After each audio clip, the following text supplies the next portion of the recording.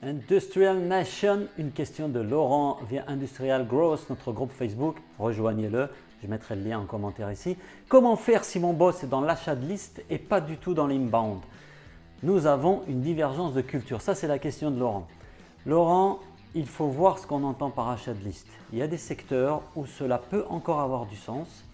Tout est dans la façon de contacter ces personnes pour lesquelles on a acheté les coordonnées. Il faut éviter de pitcher, il faut chercher à voir s'il y a un besoin. Et surtout, l'achat de liste, c'est quelque chose qui est à court terme.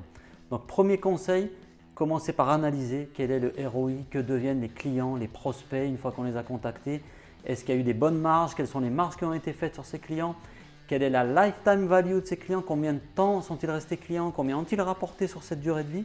Ça, c'est des chiffres qu'il faut avoir. Deuxième point, l'inbound permet de construire une image de marque et ça permet de créer de la confiance avec vos clients. L'achat de liste est une vision court terme. Ça peut produire des effets aussi qui sont très indésirables. Vous allez passer pour un spammer, vous allez passer pour un centre d'appel. Et ça, la plupart des dirigeants de PME industrielles, ils sont assez sensibles à cet aspect-là. Quelle image ont vos produits, quelle image ont vos services, quelle image vous voulez donner à votre entreprise? L'inbound permet de créer de la confiance et permet d'imposer votre leadership parce que vous aidez des prospects qui ont réellement besoin de vous et qui vous ont sollicité, en tout cas qui ont levé la main. Troisième point, ne cherchez pas la confrontation des cultures. Essayez de faire de l'inbound avec ces listes en tentant de lancer des premières campagnes par rapport à ces adresses mail que vous avez pu récupérer.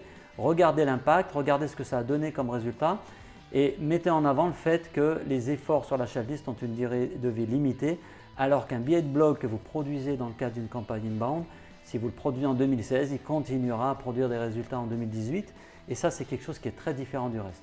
Et quatrième conseil que je peux vous donner, montrez-lui des exemples d'entreprises qui le font, si possible de concurrents qui bloquent, qui ont déjà une stratégie inbound.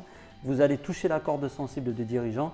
Je ne connais pas un seul dirigeant de PME industrielle qui accepte de voir ses concurrents devant lui quand on tape le nom d'un produit sur Google.